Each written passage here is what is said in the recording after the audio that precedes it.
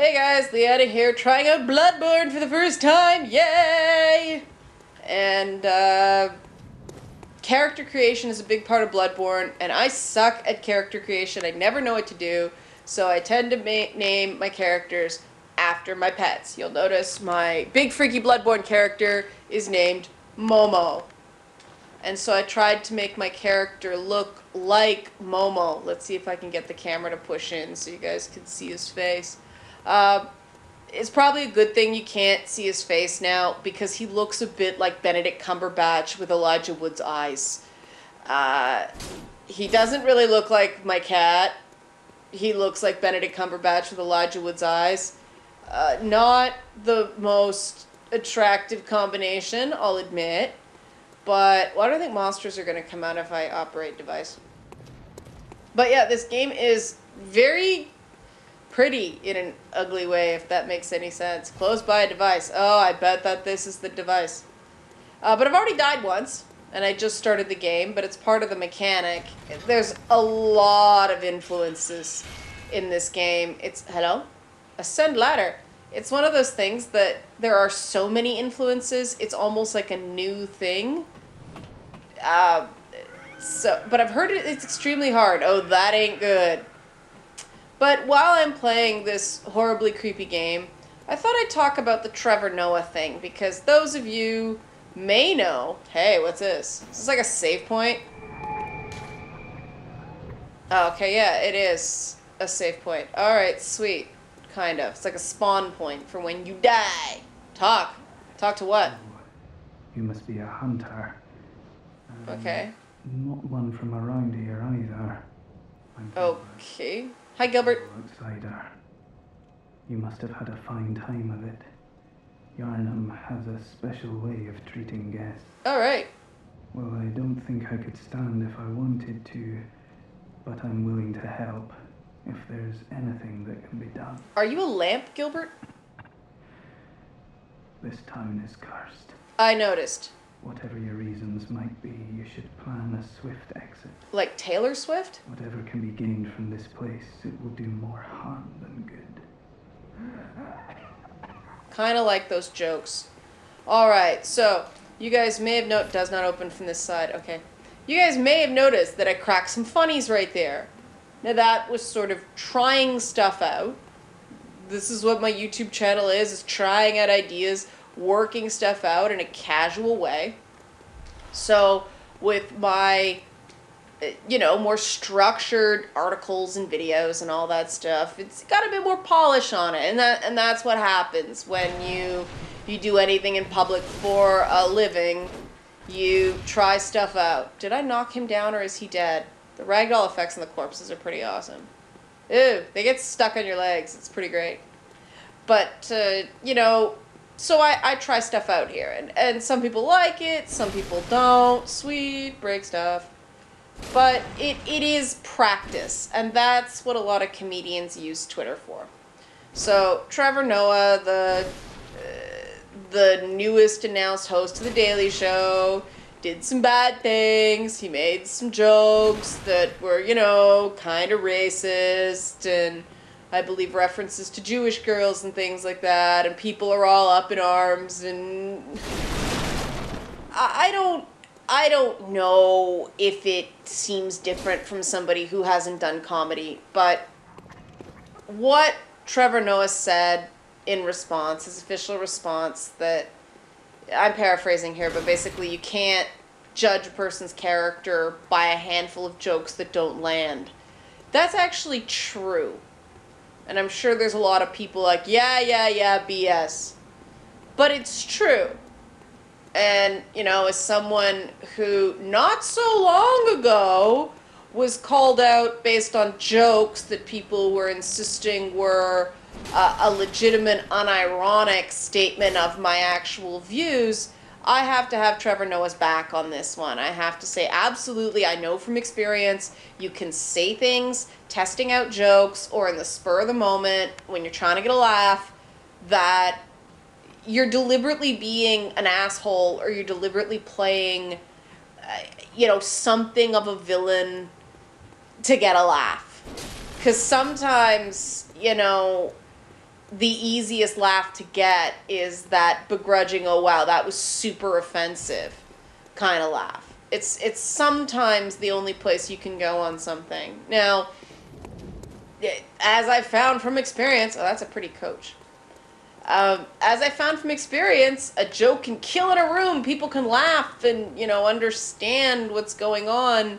And then if somebody puts a video on the internet, people can have a very different opinion of what you did. And that's just the reality of doing comedy in the internet generation.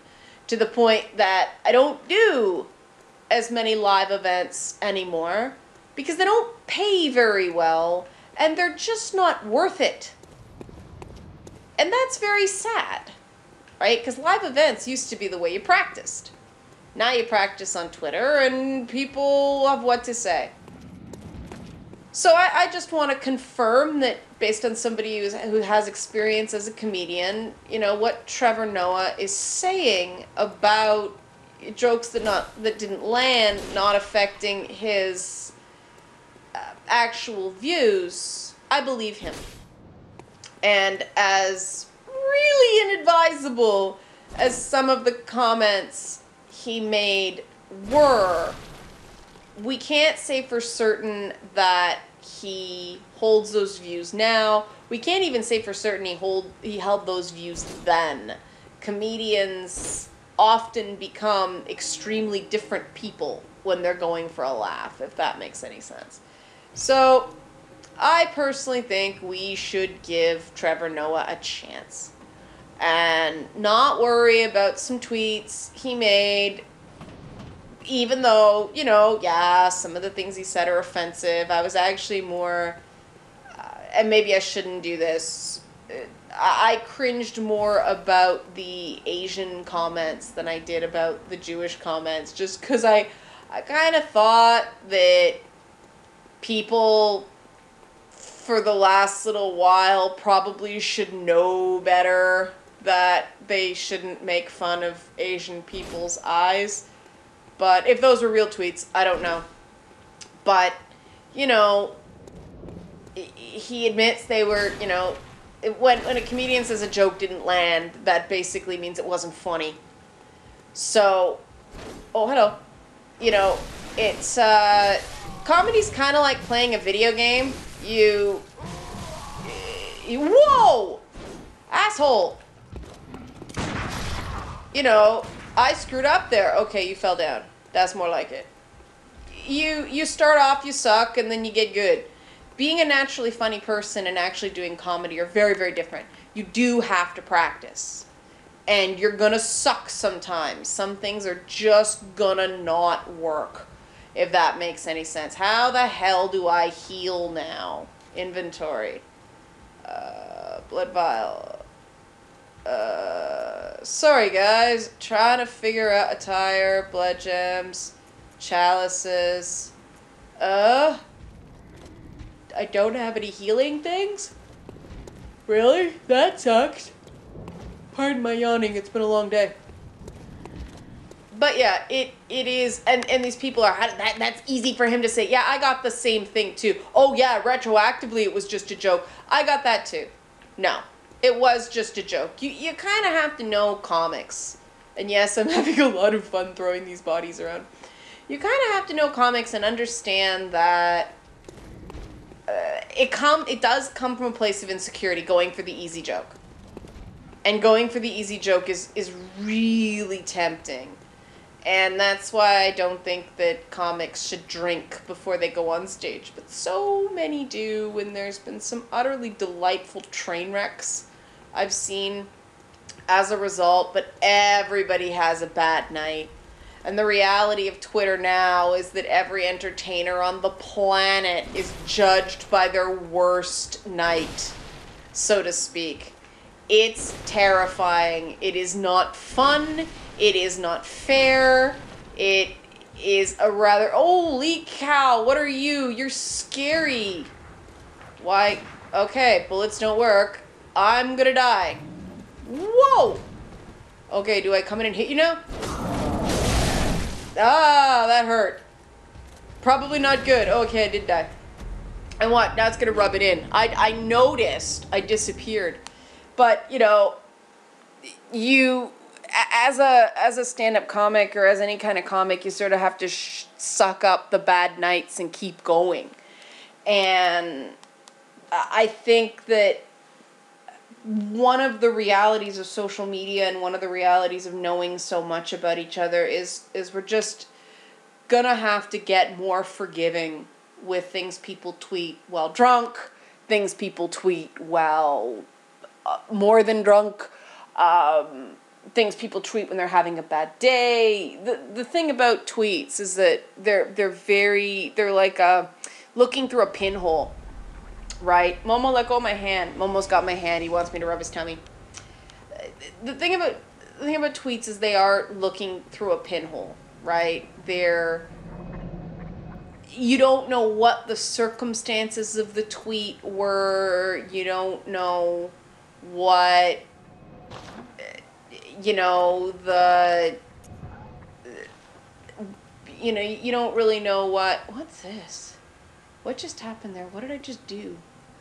You have no idea what was going on when somebody tweets something unless they tell you. And so it's, I have to equip, what? Yeah, no, what is this? Why? Where's my axe? This is annoying. What happened? It's equipped. Okay. Yeah. Have I got...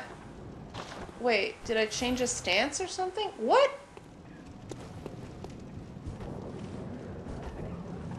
What is going on? I don't like the way this game deliberately makes you stupid. I will say that. What is going on? Okay, now my thing's gone. Now it's equipped. There it is. Okay. This is so confusing. Anyway, this cannot be interesting for you guys at all, unless you're laughing at me because I'm missing something obvious. But again, you know, Hunter's pistol, that's equipped. I don't know what's going on. Anyway, I'm going to figure out this game. But I think, you know, everyone should just go easier on Trevor Noah.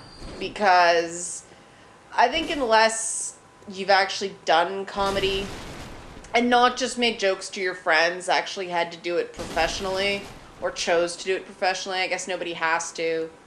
But you can't really understand what it means to perpetually be trying jokes out when you believe there's less on the line. I mean, he's found out the hard way that Twitter might not be the best place to try out jokes, but I mean, let's face it, when you're just starting out, I don't know how long ago these tweets were, but I suspect they were probably from a time that he didn't think that he'd ever be in a high-profile gig. And the part of the scuttlebutt about this new Daily Show changing the guard is that he got the gig because no one else wanted it, because Stewart's shoes are such big ones to fill. You know, the word on the street is that anybody who takes the job next is just going to get slaughtered by the fan base just because, you know, they're not Jon Stewart. And okay, that's an interesting little mechanic, that you pick something up from where you died. But so yeah, just go a little easier on him is I guess what I'm saying, because he probably knows. Ah, God, I'm gonna die. Okay, this is pathetic and embarrassing and it's pissing me off, but I'm gonna take it from there. Don't judge, you know, Trevor Noah by those tweets. Don't judge my gaming ability by this video, because I'm completely confused. And if you're hearing a weird noise in the background right now, that is my cat Delilah, who has this cat toy that's supposed to just sort of spin around in circles while the cats swat at it, Delilah instead has decided to drag it around the house to make it her bitch. That is the way Delilah rules. So anyway, guys, hope that gave a little insight to the whole thing. Probably not. People are going to make up their minds no matter what. But hey, you got to see me suck at Bloodborne, right? Like I said, they can't all be good shows. Sometimes the joke doesn't land. Sometimes the axe doesn't land. And now I have to figure out why my pistol is there and not there. See, it's not equipping. What the hell is this? This is really annoying. Okay, I unequipped it. It's still not there. That's super annoying. Okay, I'm gonna figure this out. Not a perfect game. This is not a perfect game by a long shot. And so far, I'm really not, other than the graphics, which are stunning, I'm really not sure what the hype's about. But I'm not that far in, and maybe we'll get to it later. Just, you know, if you're gonna try it and you haven't yet, be prepared for some major frustration because there's no tutorial. None. So I am completely lost because I didn't want to put you guys through the reading of the little things you can pick up. Oh, Japanese games. What is it about the Japanese that they're happy to be punished by their entertainment products? Weird.